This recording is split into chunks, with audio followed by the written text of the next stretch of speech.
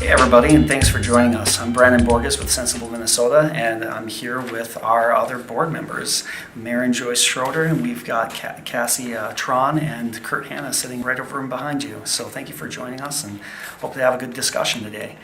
Basically, the reason we're here is because there is a great disagreement with the public and how we are actually dealing with cannabis and its practical use in society. And it is safer than alcohol, and yet the laws do not actually portray or convey that. So we're here to try to change that by educating the public and by changing the way that legislators, school officials, and even businesses think about the substance, as we have now a new medical law on the books.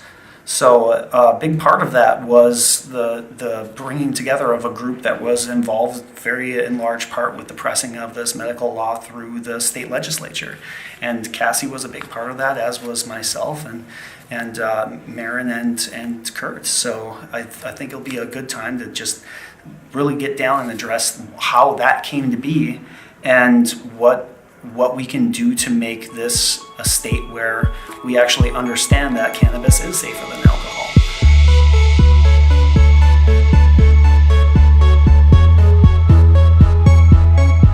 I got involved last year with the medical law out at the legislature, doing some lobbying on behalf of patients, etc., and have just continued doing various things, data practices requests. Most recently, I put in a petition to the city of Minneapolis asking that they make cannabis possession the lowest level law enforcement priority, especially because the city of Minneapolis has some of the worst racial disparities in terms of tickets and arrests.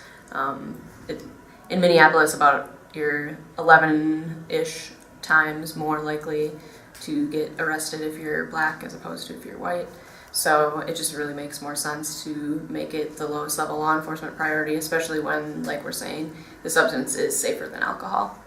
Kurt, could you explain a little bit what a Data Practice Act request is and why it matters and why that's helpful for people to understand how to do these things? Yeah, well, a data request is when you ask a Minnesota government official or agency for data that they have in their possession. Minnesota actually has some of the best Data Practices Act requests legislation in the entire country.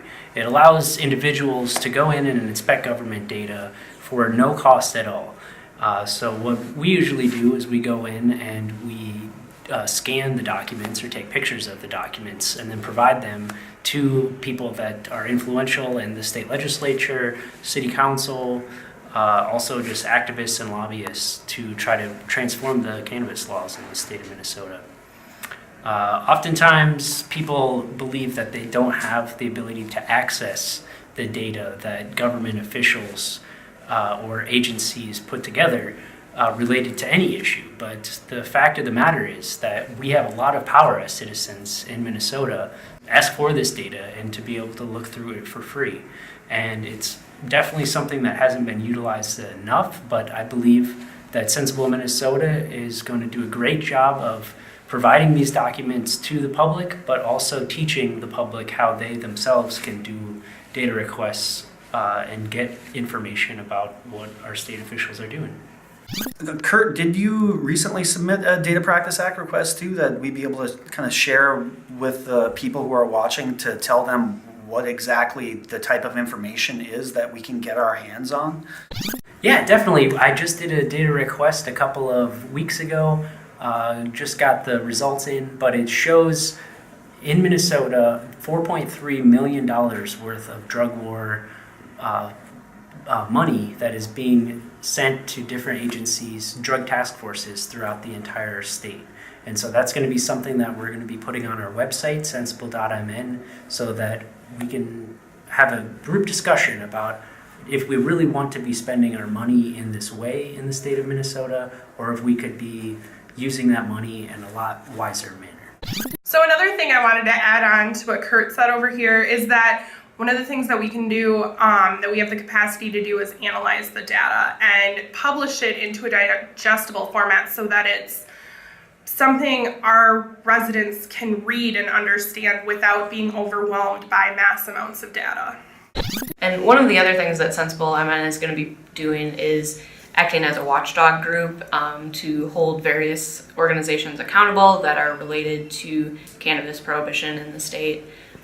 So we're going to be watching over MinMed, LeafLine, who are the two manufacturers chosen by the state to be the medical providers of medical cannabis in the state, the Department of Health, the Board of Pharmacy, the Violent Crimes Coordinating Council, as well as the major medical providers within the state, such as Mayo Clinic and Health Partners, etc. And that would really bring us back to the point where we began, which is this idea that there is a huge groundswell right now of people interested in this subject, and the reason for that is that we've passed basically a historic bill in the state of Minnesota, and because of that, there are a lot of misconceptions about what that bill means for everyone, and we want to make sure that people are kept up to date with the best information possible that we can provide.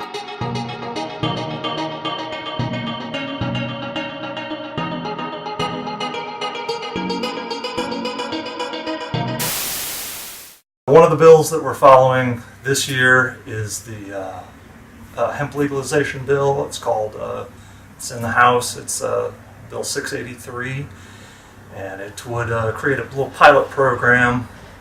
It's just sort of a baby step towards full legalization of hemp as an agricultural product here in Minnesota. It creates a little program that would basically allow for the study, probably by the university, of growing, marketing, and then processing hemp in the state of Minnesota for farmers. So far, it would be under the direct control of the state government. You'd have to get a permit from the DEA, so it will, in all likelihood, be very small to start with, which is great for our state because we don't have the infrastructure to support everyone all of a sudden plowing up their fields and planting hemp everywhere. As nice as that may be. It looks like at this point this bill is not going to go very far this year, so we're hoping that it's introduced next year and we can pick up where we left off. So stay tuned to sensible.mn and we'll keep you updated with the goings on this year and next with this and all the other bills. So, Brandon, back to you.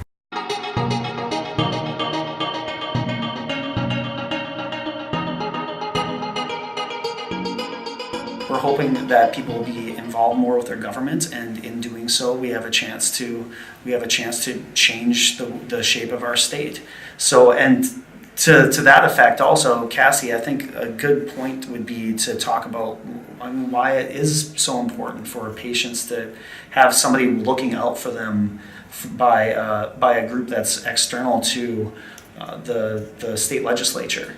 Oftentimes, patients are caught up with dealing with their own health problems, and they probably don't have the time or maybe the in-depth knowledge to be taking a bunch of time to look into what the various medical professionals and the providers are going to be doing, as well as the manufacturers. So it's nice for them to have one single point of contact that they can go to with Sensible MN, and we can just provide all of that information for them in one easy to access place. And speaking of easy to access information, it's hard to come across a lot of these things that we find when we're looking in our Data Practice Act requests too. So another one of the avenues that we'll be taking is to make sure that when we do a request and we get denied, or someone we know is trying to help us in doing these requests and getting denied, that we're able to show them the way to try to make challenges to these things. Kurt's done a few of these himself, and has had a very good track record of making sure that he gets the information that he's looking for in one way or another.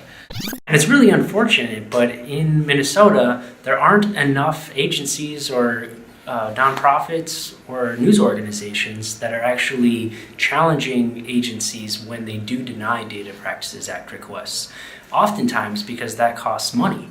And so as an organization, we will be able to help individuals that do data requests related to cannabis prohibition or related to the medical cannabis law in the state. And if they do get denied, we can act as an organization, as an entity that can file the proper documents or file appeals if needed in courts of law in order to compel these agencies to release documents that should be in the public domain. On July 1st, MidMed is going to be one of the 2 manufacturers chosen by the state that will be opening and selling medical cannabis to patients. June 1st is when patients can actually go to their doctors and get the box checked off and have their doctor say that they have one of the conditions that's deemed usable for medical cannabis. And then patients will be able to go to this building and buy their medical cannabis on July 1st. And so the big question is, between now and July 1st, how do we get what we need done, Brandon? That's a good question, Cassie, and that's a good point as to why you're here. We need you to help us get this state back on track. Minnesota recently was ranked by the CDC as 8th in the nation for alcohol poisoning deaths. And that means that this isn't just about cannabis prohibition. This is about making Minnesota a safer place, because cannabis is a safer substance. And in that process, we basically need to get money and people involved. We need money for a couple of reasons. One, operational costs. It costs us money to travel, to have board meetings. It costs us money for online platforms like QuickBooks to keep track of our money. It also costs us money to initiate lawsuits, to back up the Data Practice Act request, and to help patients and citizens who need to utilize the court system to get the help they need. Yeah, we also need $850 to send to the IRS so that we can get our 501c3 nonprofit status. And finally, while it is free to inspect government data through the Data Practices Act, it does cost money to, for example, drive out to government offices, or if the documents are in any format besides paper format, you can't scan them for free. So if it's a video or anything that the department needs to burn onto a CD or a DVD, then you have to pay for those costs. So we do need money for that as well. So I just want to thank you and the local experiment for coming by and having a seat at one of our roundtables, and encourage you to come and follow us on SensibleMN at Twitter and on Facebook, or you can even go to our website, sensible.nn. Have a good day.